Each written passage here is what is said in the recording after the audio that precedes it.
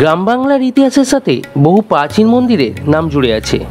তেমনি একদা প্রাচীন বালিয়া পরগনার অন্তর্গত থাকলেও এখন জগৎবল্লভপুরের পাতিহাল গ্রাম পঞ্চায়েতের এক বর্ধিষ্ণু গ্রাম হলো এই নিজবেলিয়া, যেখানে আছে হাওড়া জেলার সবচেয়ে প্রাচীনতম মা সিংহবাহিনীর মন্দির, যার বয়স আনুমানিক 450 বছর। হ্যাঁ, আজ সেই সুপ্রাচীন মন্দিরটাই দর্শন করাবো আপনাদের, যার প্রতিটি কোণায় লুকিয়ে আছে ইতিহাস, যার উল্লেখ চণ্ডীমঙ্গল ও কালিকামঙ্গল কাব্যেও আছে। কিছু লোকের মতে এই মন্দির বর্ধমান রাজা কর্তৃক স্থাপিত হয়েছিল, আবার কিছু লোকের মতে এই অঞ্চল বর্ধমান রাজাদের অধীনে আসার অনেক আগে থেকেই নাকি মা এখানে পূজিত হচ্ছেন। শুনেছি মা ভীষণই জাগ্রত, তাই এই অঞ্চলের প্রতিটি মানুষ শুভ কাজে যাওয়ার আগে মায়ের শরণাপন্ন হন। গুগল অনুযায়ী মন্দির খোলার সময় 6:30, তাই আমরাও পৌঁছে গিয়েছিলাম 6:30 কিছুটা আগে। আজ 28/7/2024 রবিবার হওয়া সত্ত্বেও মন্দির চত্বর পুরো ফাঁকাই ছিল। হয়তো খুব সকাল হওয়ার কারণেই রাস্তায় লোক চলাচল ছিল খুব কম। মন্দিরকে সামনে রাখলে মন্দিরের ঠিক ডান দিকে অবস্থিত একটি সুন্দর দোলমঞ্চ। স্থানীয়দের মতে দোল পূর্ণিমার দিন এখানে মাইতি পরিবারের কুলদেবতা ভগবান রাধাকৃষ্ণকে আনা হয় ও মহা সমারোহের সাথে দোল উৎসব পালন করা হয়। মন্দিরে প্রবেশের আগেই বলে রাখি, এখানে জুতো রাখার আলাদা কোনো জায়গা নেই, তাই মন্দিরের বাইরেই আপনাদের জুতো খুলে রেখে যেতে হবে। তবে জুতো চুরি হওয়ারও কোনো রকম ভয় নেই। চলুন এবার মন্দিরের ভিতরে যাওয়া যাক। মন্দিরের প্রধান ফাটকের ঠিক উপরেই দ্বাররক্ষী হিসাবে দুটি সিংহের মূর্তি বিরাজমান, যেন দিবারাত্রি এনারাই পাহারা দিচ্ছেন এই মন্দিরকে। প্রধান ফাটক দিয়ে মন্দিরের ভিতরে ঢুকলেই আপনাদের চোখে পড়বে একটি হাড়িকাঠ, আর তার ঠিক সামনেই একটি সুন্দর কারুকাজযুক্ত নাট মন্দির, যেখানে দূর দূরান্ত থেকে আগত দর্শনার্থীরা একটু জিরিয়েও নিতে পারেন।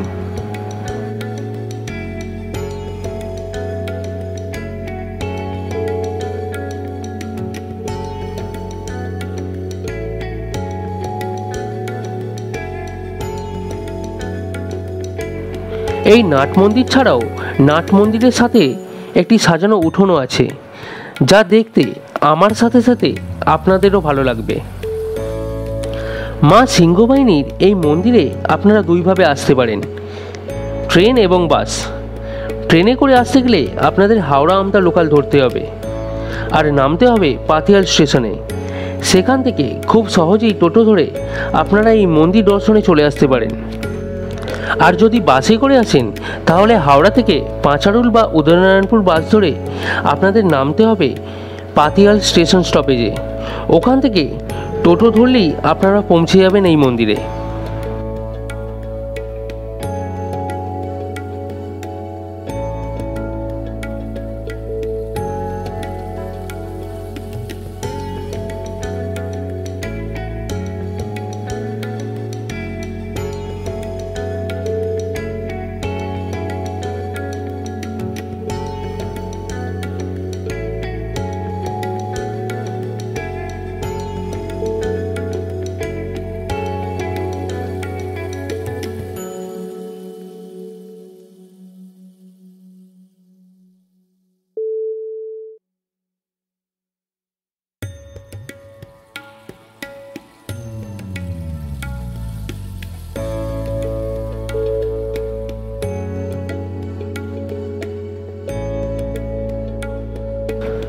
মন্দিরের প্রধান গেট ছাড়াও মন্দিরে আরও 4টি গেট আছে, যা শুধুমাত্র অনুষ্ঠানের সময় প্রয়োজনে খোলা হয়।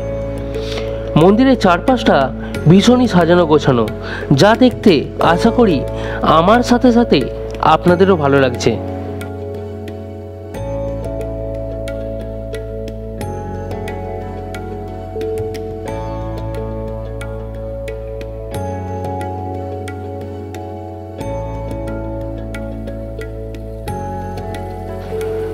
মূল মন্দিরের ঠিক পিছনেই অবস্থিত ভোগপ্রসাদের রান্নাঘর, যেখানে নিত্যদিন মায়ের জন্য ভোগ রান্না করা হয়।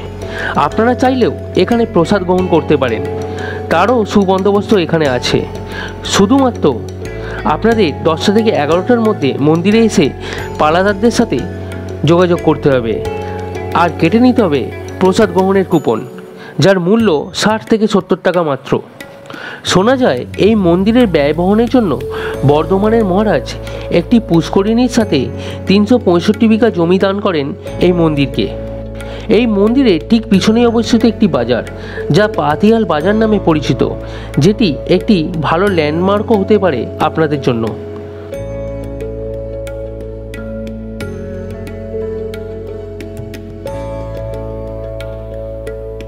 এটি মা সিংহবাহিনীর পুকুর নামে পরিচিত।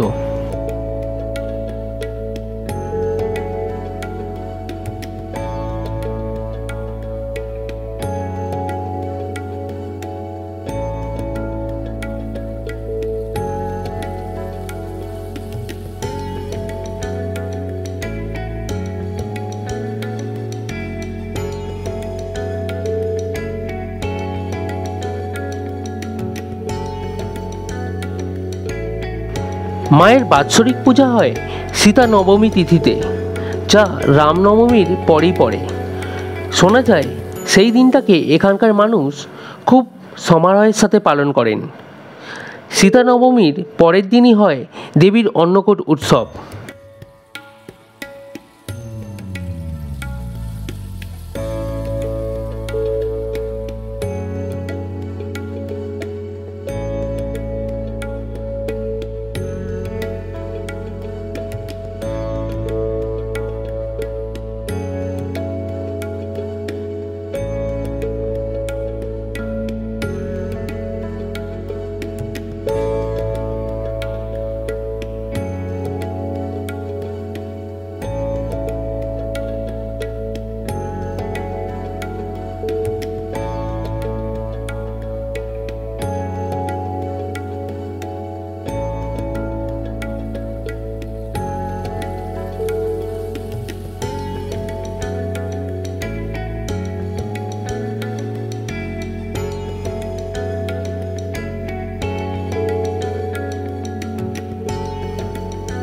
মায়ের অন্নকূট উৎসবের দিন এই দিকেই অন্নকূট উৎসবের প্রসাদ রান্না করা হয়।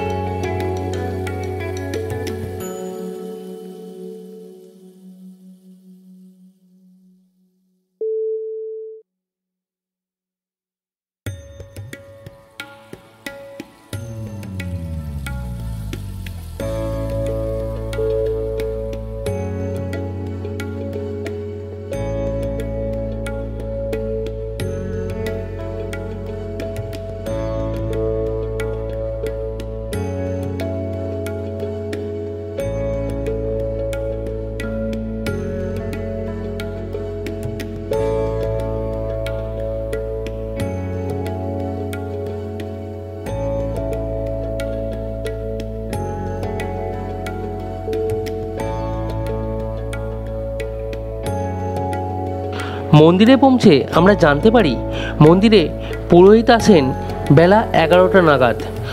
শুধুমাত্র মায়ের দর্শন পাওয়ার জন্য গর্ভগৃহের কাঠের দরজাটি খোলা থাকলেও লোহার দরজাটি থাকে বন্ধ, যা পুরোহিত মশাই আসার পরই খোলা হয়। তাই অগত্যা সেই লোহার গেটের ফাঁক দিয়েই মাকে আপনাদের দর্শন করালাম আর চেষ্টা করলাম মন্দির সম্পর্কিত কিছু তথ্য দেওয়ার।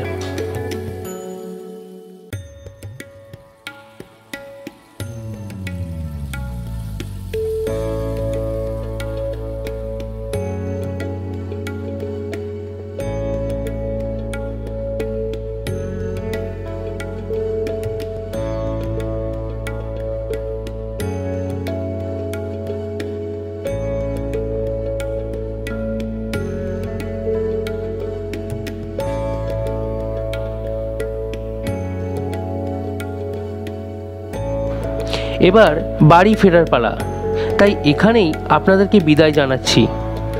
আবারও আপনাদের সাথে দেখা হবে নতুন ভিডিওতে। ভিডিওটা কেমন লাগলো কমেন্টে জানাবেন, আর ভালো লাগলে লাইক শেয়ার অবশ্যই করবেন। আর নতুন ভিডিও পাওয়ার জন্য চ্যানেলটিকে সাবস্ক্রাইব করে রাখুন।